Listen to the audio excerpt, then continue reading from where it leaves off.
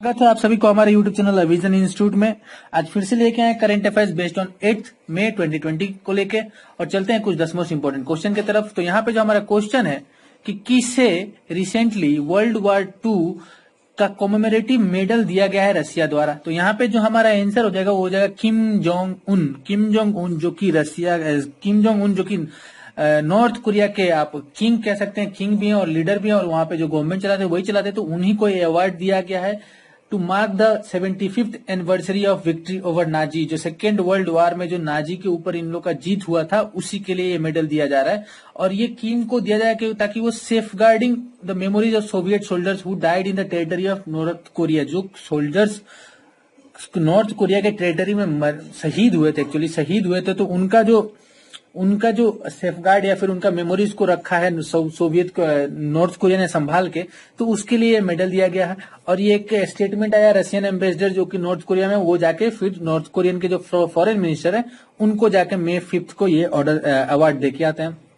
आपको इस रिलेटेड एक और चीज बता दे कि जो व्लादिमीर पुतिन जो है रशिया के प्रेसिडेंट, उन्होंने किम को एक्चुअली इन्वाइट किया था इसके लिए अपने कंट्री में कि 75th एनिवर्सरी को मई 9 को हम लोग सेलिब्रेट करेंगे। लेकिन जस्ट बिकॉज ये लॉकडाउन हो रहा है देश में और ये हेल्थ क्राइसिस चल रहा है, ग्लोबल हेल्थ क्राइसिस, इसी के लिए इसको एक्सटेंड कर दिया। मिलिट्री परेड को जो जिसमें रखा गया था तो उसको एक्सटेंड करके मतलब पोस्टपोन कर दिया गया। अब उसको अल्टीमेटली नॉर्थ कोरिया में ही दे दिया गया है। चलते हैं नेक्स्ट क्वेश्चन में। तो आज का जो हम लोग का नेक्स्ट क्वेश्चन है कि किस कंट्री ने एक क्लेम किया है कि उसने फर्स्ट पोटेंशियल वैक्सीन ऑफ कोविड-19 का जो न्यूट्रलाइज करेगा ह्यूमन सेल्स के अंदर कोविड-19 को डेवलप कर लिया। किस कंट्री ने क्लेम किया है? तो यहाँ पे हमारा आंसर हो जाएगा, वो हो जाएगा इटाली। इटालियन साइंटिस्ट ने क्लेम किया है कि उन्होंने डिस्कवर कर लिया है वर्ल्ड का first vaccine that can neutralise corona virus. आपको बता दें कि इटालियन न्यूज एजेंसी ANAS के द्वारा, ANSA बोलते हैं जिसको, के द्वारा ये सब बताया गया है कि जो टाकीज बोल के एक वैक्सीन है, फर्म है, उसने ये वैक्सीन को खोज निकाला है। और ये वैक्सीन यहां तक कि उन्होंने ये भी बताया कि एंटीबॉडीज के तौर पे काम कर रहा है और इसके माइस के मतलब कि जो चूहे होते हैं उनके ऊपर टेस्ट सफल हो चुका है। तो ये कभी भी ह्यूमन ट्रायल के लिए जाएगा और ये बहुत जल्द ही हमारे मार्केट में आ सकता है। आपको बता दें कि ये स्टेटमेंट आया उसके पहले एक और आया था कि इजराइल के जो आपके डिफेंस मिनिस्टर, उन्होंने भी एक स्टेटमेंट दिया था कि इजराइल ने भी एक एंटीबॉडी न्यूट्रलाइज करने के लिए कोविड-19 को एक डिस्कवर कर चुका है एंटीबॉडी। तो इजराइल भी यहाँ पे काम कर रहा है। और हाल फिलहाल जब मैं ये वीडियो बना रहा हूं तो अभी के टाइम पे एक और न्यूज है कि जापान ने भी अपना वैक्सीन एक तैयार कर चुका है जो कि फाइट करेगा कोविड-19, एक्चुअली एंटीबॉडी तैयार कर चुका है जो कि फाइट करेगा कोविड-19 को। तो यहाँ पे बहुत अच्छी न्यूज आज आ रही है वर्ल्ड से हमारे लिए कि हम हो सकता है कि बहुत जल्दी वैक्सीन मार्केट में होगा ये ट्रायल के बाद और हम लोग फिर से अपने नॉर्मल लाइफ पे लौट सकते हैं। चलते हैं नेक्स्ट क्वेश्चन में। तो यहाँ पे पूछा गया कि जीएसटी रिटर्न फाइल करने के लिए जो 2018-19 का जो एक टर्म होता है तो उसको कब तक बढ़ा दिया गया है, डेट कब तक, लास्ट डेट कब कर दिया गया है। तो यहाँ पे जो हमारा आंसर हो जाएगा वो हो जाएगा 30 सितंबर तक इसको बढ़ा दिया गया है गुड्स एंड सर्विसेज टैक्स। और ये movement of the goods in the country, इसके वजह से सेंट्रल बोर्ड और इनडायरेक्ट टैक्स एंड कस्टम्स जो है ये अपना लिमिट एक्सटेंड करता है ताकि ये ऑडिट जो रुका हुआ था फाइनेंशियल ईयर को उसको हम लेके 30 सितंबर तक जा सके। जस्ट बिकॉज ऑफ लॉकडाउन चल रहा है तो 31 मई को यहां तक कि गवर्नमेंट ने एक एक्सटेंशन लाया है till 31 May for e way bills generated on before 24 March, जो कि 24 मार्च के पहले जो बिल जनरेट हो चुके थे उनका लास्ट डेट 31 रखा गया, बाकी को बढ़ा के 30 सितंबर कर दिया। तो ये just because of corona virus की वजह से हो रहा है। यहाँ पे एक स्टैटिक क्वेश्चन बहुत इंपॉर्टेंट होता है, एग्जाम में एसएससी बहुत बार पूछा है कि जीएसटी फर्स्ट किस कंट्री में लागू हुआ था। तो फर्स्ट किस कंट्री में जीएसटी लागू हुआ था या फिर फर्स्ट कौन सा देश है जो जीएसटी अपनाया था। तो यहाँ पे हमारा आंसर होता है फ्रांस। या फिर पूछता है कि इंडिया में जीएसटी कब आया था, तो वो हो जाता है हम लोग का 1 जुलाई 2017 को। तो ये दोनों ही बहुत इंपॉर्टेंट क्वेश्चन है, आपको इसको नोट करना है। चलते हैं नेक्स्ट क्वेश्चन में। तो किस गवर्नमेंट ने लॉन्च किया आयुष कवच ऐप। यहाँ पे पूछा जा रहा है किस गवर्नमेंट ने लॉन्च किया आयुष कवच ऐप। तो इसका जो हमारा आंसर हो जाएगा उत्तर प्रदेश के चीफ मिनिस्टर जो कि योगी आदित्यनाथ हैं, उन्होंने अनाउंस किया कि उत्तर प्रदेश के गवर्नमेंट ने एक लॉन्च किया ऐप जिसका नाम है आयुष कवच। अब इस ऐप का मतलब क्या, तो इस ऐप में क्या है कि ये जो हमारे कोविड-19 को फाइट करने के लिए सबसे इंपॉर्टेंट चीज है कि हमारा इम्यूनिटी बूस्ट होना चाहिए। जो हमारा शक्ति है कि उस वायरस के खिलाफ लड़ने का जो हम लोग एंटीबॉडीज अपने बॉडी में खुद फॉर्म कर सके, तो उसको बूस्ट करते रहना चाहिए। तो इसमें ये बहुत इंपॉर्टेंट है। अब इसमें होगा क्या कि इस ऐप में कुछ हम लोग आयुर्वेदा से रिलेटेड कुछ कॉमन जो कि हम लोग किचन में इंग्रेडिएंट्स अवेलेबल होता है उसके थ्रू हम लोग अपना इम्यूनिटी बूस्ट करेंगे, और इसको इस ऐप में प्रोवाइड किया जाएगा। सर्टेन कुछ आयुर्वेदा टिप्स दिया जाएगा इसमें। अब ये डिजाइन जो किया गया है इसी तरह से किया है कि जो हमारे किचन में है उसके थ्रू हम अपना इम्यूनिटी को एनहांस करें। जैसे कि एग्जांपल ले लीजिए, तुलसी बहुत बड़ा मेडिसिनल प्लांट है, क्लोव, लौंग या फिर सिनामोन, ये सब बहुत इंपॉर्टेंट है जो कि इम्यूनिटी को बूस्ट करेगा। तो ये सब, और साथ ही साथ गवर्नमेंट ने ये भी ख्याल रखा है कि बहुत सी इजी लैंग्वेज में लोगों को तक पहुंचाया जाए ताकि कॉमन से कॉमन लोग जो है उसको समझ पाए और अपने इम्यूनिटी को ख्याल रख सके इस पैंडेमिक के कंडीशन में। चलते हैं नेक्स्ट क्वेश्चन में।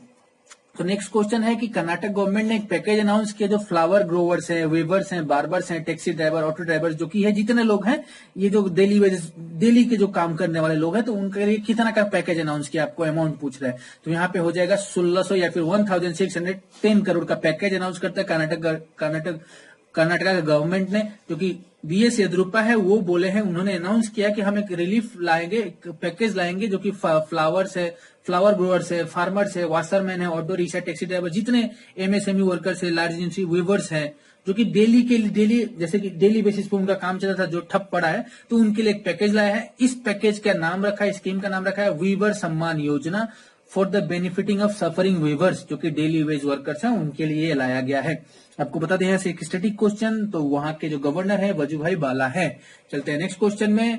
तो नेक्स्ट क्वेश्चन हम लोग का है कि इंडिया का फर्स्ट एवर कोविड-19 टेस्ट बस किस शहर में इनॉग्रेट किया है, किस शहर में ये स्टार्ट हो रहा है, किस सिटी में। आपको इससे रिलेटेड कुछ जानकारी दे दे तो ये कोविड-19 टेस्ट बस का मतलब है sample collection for rapid testing.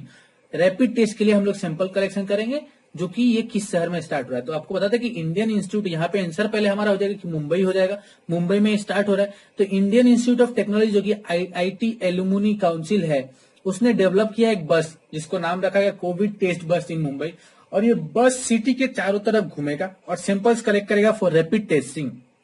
आपको बता दें कि बस जो है 80% कॉस्ट रिडक्शन कर देगा ये टेस्टिंग का, और 100 गुना इंक्रीज कर देगा testing capacities with in 100 days.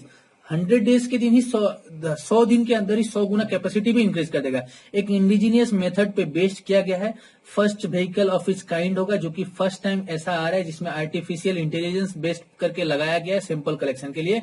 बिना कंटेक्ट किए हुए जो अफेक्टेड लोग हैं, इन्फेक्टेड लोग हैं, उनके बिना कंटेक्ट में आए हुए ये काम करेगा, और ये जाएगा, ये सैंपल कलेक्शन करेगा। कैपेसिटी इसका है 10 to 15 टेस्ट पर आवर, मतलब कि 1 घंटे में 10 से 15 टेस्ट ये वहां पे करके देगा। तो ये बहुत इंपॉर्टेंट है, जबकि मुंबई में सबसे ज्यादा कहर है कोरोना वायरस का, तो ये बहुत इंपॉर्टेंट होगा इस टेस्टिंग की वजह से। चलते हैं नेक्स्ट क्वेश्चन में। तो हमारा नेक्स्ट क्वेश्चन है कि ऑपरेशन नेवी ने, इंडियन नेवी ने एक ऑपरेशन लॉन्च किया है। अब उस ऑपरेशन का नाम क्या है, जिससे कि मतलब ऑपरेशन किससे रिलेटेड है, तो जो कि बाहर में फंसे हुए भारतीय हैं उनको लाने के लिए एक ऑपरेशन लॉन्च किया, उनको लेके आएगी इंडियन नेवी। कोविड-19 की वजह से जो फंसे हैं लॉकडाउन की वजह से, तो उनको किस ऑपरेशन के तहत लेके आ रही है। जैसे एक क्वेश्चन था कि एयरफोर्स ने किस ऑपरेशन के तहत मालदीव्स में अपना वो भेजा है, उनका जो जरूरी सामान था भेजा, हम लोग के देश ने भेजा, तो वो था ऑपरेशन संजीवनी। तो उसी तरह ये ऑपरेशन का नाम क्या है, तो यहाँ पे हो जाएगा ऑपरेशन समुद्र सेतु।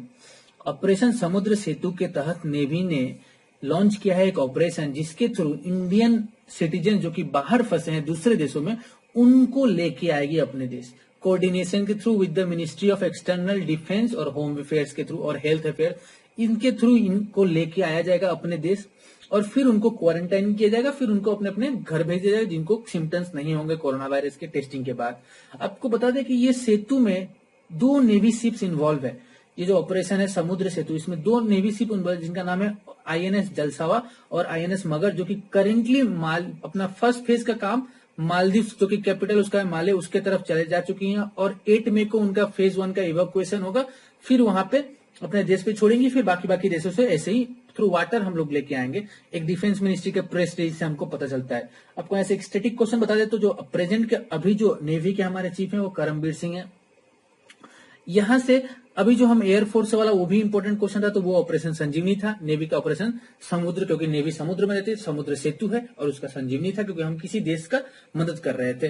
तो बहुत इंपॉर्टेंट क्वेश्चन था ये सब। चलते हैं नेक्स्ट क्वेश्चन, किस गवर्नमेंट ने लॉन्च किया है एग्जिट ऐप।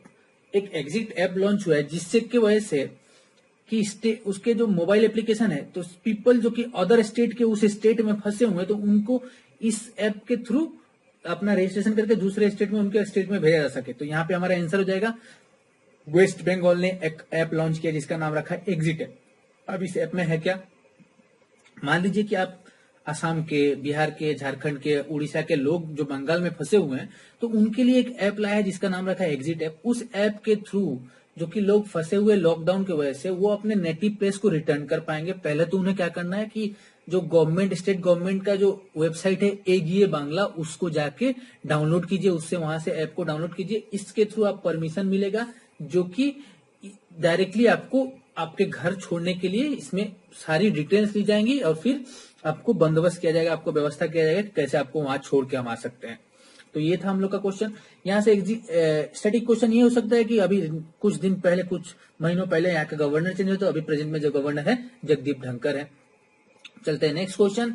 तो यहाँ पे नेक्स्ट क्वेश्चन है कि 2020 young career award in nano science and technology किसे दिया गया है, किसे अवार्ड दिया गया है। तो यहाँ पे हमारा आंसर होगा सौरभ लोधा। सौरभ जो कि प्रोफेसर हैं electrical engineering, Indian institute of technology IIT Bombay के, सौरभ लोधा, उन्हीं को ये young career award in nano science and technology confer किया गया है। अब ये अवार्ड पूछ सकता है कि ये अवार्ड कौन देता है, तो department of science and technology, जिसको डीएसटी गवर्नमेंट ऑफ इंडिया का डिपार्टमेंट है, वो ये अवार्ड कन्फर करता है उन लोगों को। ये अवार्ड दिया गया है जो कि उनका डेवलपमेंट है लॉजिक ट्रांजिस्टर और टेक्नोलॉजी, जिसको सिलिकॉन को लेके और नैनो टेक्नोलॉजी के डिवाइसेस के ऊपर बेस्ड करके 2 डायमेंशनल वंडरवाल्स मटेरियल्स को तैयार किया है, इसके लिए उन्हें अवार्ड मिला है। आपको यहाँ से एक होमवर्क छोड़ जाते हैं, तो हम लोग का जो department of science and technology है, ये किस मिनिस्ट्री के अंडर आता है, आपको ये हमको कमेंट में बताना है कि किस मिनिस्ट्री के अंदर ये आता है, department of science and technology, government of India वाला जो है।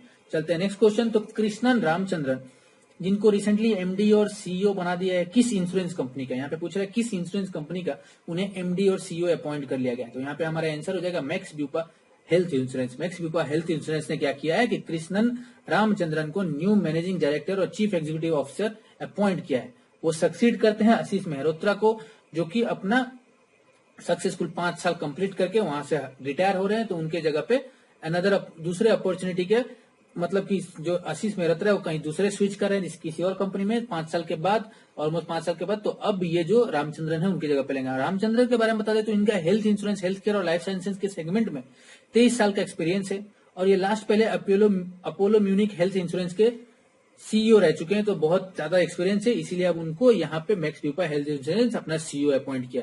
आपको पता ही होगा कि एमडी जो कि सीईओ जितने अपॉइंट होते हैं, अपॉइंटमेंट रिलेटेड क्वेश्चन बहुत इंपॉर्टेंट होता है, तो इसको भी ध्यान रखिएगा, बहुत इंपॉर्टेंट है। और ये था हमारा करंट अफेयर्स, जो कि 10 मोस्ट इंपोर्टेंट क्वेश्चन को आपके साथ हम डेली डिस्कस करते हैं, ऐसे डिस्कस करते रहेंगे।